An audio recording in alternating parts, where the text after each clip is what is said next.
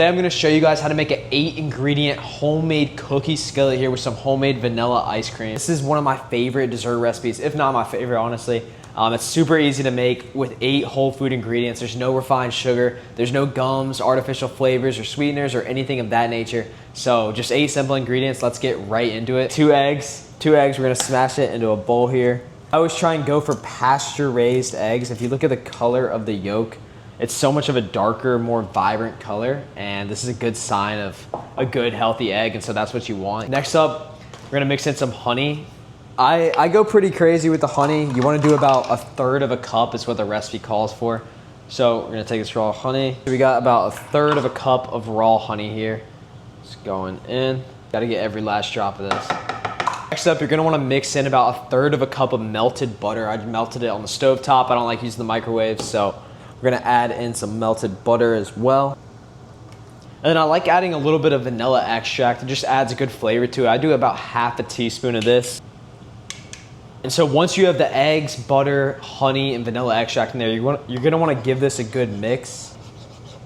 Dang, this is actually such an easy recipe. Literally it takes like 5-10 minutes to make. I didn't say this at the beginning, but you guys are gonna wanna preheat the oven to 350, so make sure you have that ready. So once you give that a good mix, you're gonna wanna mix in your dry ingredients. So we're doing 1/3 cup of coconut flour. I like coconut flour more than regular flour because of the gluten content. There's no gluten in coconut flour. And so for a lot of people, including myself, I can digest coconut flour a lot better than I can regular flour. And most flours are highly processed and they're bleached and refined and stuff like that as well. So coconut flour is a great alternative. We're doing 1/3 cup. We're just gonna add it in here. And then you're gonna wanna give this a good mix as well. Then the only other 2 dry ingredients that we have is baking soda. We're just gonna add about 1/2 teaspoon of this and a little bit of sea salt. All right, so now we're gonna add in about 1/2 teaspoon of baking soda. Get that in. Salt, you don't want anything too crazy, and no, it's not gonna taste like salt. And then you're gonna wanna give this a good mix. You should get a consistency that looks something like this.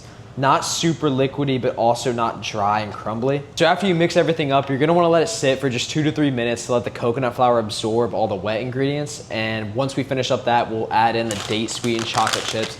These are the key to making this cookie skillet recipe so good because these are sweetened with dates. Just 3 simple ingredients. It's a healthier alternative to most other chocolate chips. If you don't have a Whole Foods near you, you can go for something else. I know Hue is a good brand.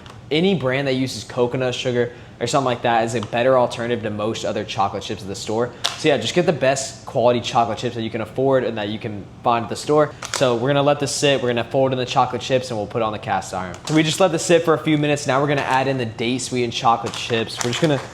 I'm very, very generous with the date sweetened chocolate chips. The more the merrier.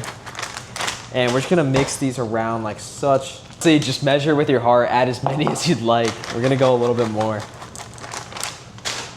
And the key to a cookie skillet is using a cast iron pan. The reason you're gonna wanna use something like a cast iron as opposed to a non-stick pan is because non-stick pans are coated and they have a lot of PFAs and PFOAs. And so when it's heated up, especially if it's scratched or something like that, this can release a lot of endocrine disrupting chemicals into your blood and into the food that you're eating. Cast iron is definitely the move here. And plus you're putting it in the oven, so you can't use a non-stick anyway. But. All right, so we just mixed everything together. Look at how this looks right now. This looks like cookie dough. I'm honestly pretty tempted just to eat it like right now. Like, just take a bite. No, I'm not gonna do that though. And so now you're gonna wanna butter up your cast iron pan here and you're just gonna wanna mix it in. It's pretty simple.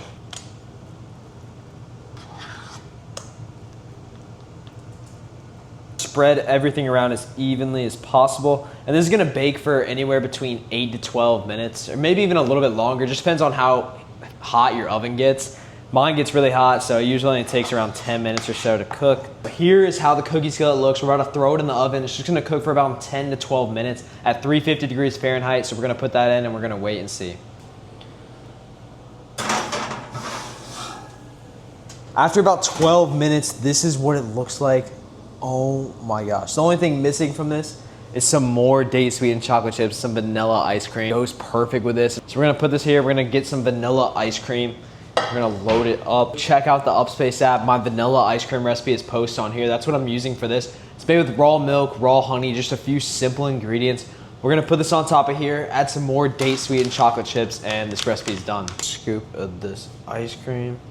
Another scoop. Shoot. Should do about 3 scoops like that. We're gonna add even more date sweetened chips on here. Mainly for the aesthetic, but also just add some more flavor. And this is unreal. Now we're gonna do a taste test, get first bite, see how it is. Look at the texture and the consistency of this, perfect. It's like a cookie with ice cream. There's no better combo. Cookies and ice cream, best combo of all time. Let's try it out, see how it is.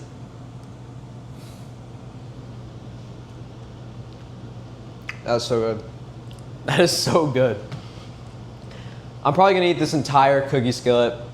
So yeah, this recipe is a 10 out of 10. It's probably my favorite dessert recipe, but comment below if you try this out and make it, and let me know what other recipes you'd like me to make in the future. But yeah, that's all there is for today, and I'll see you guys next time.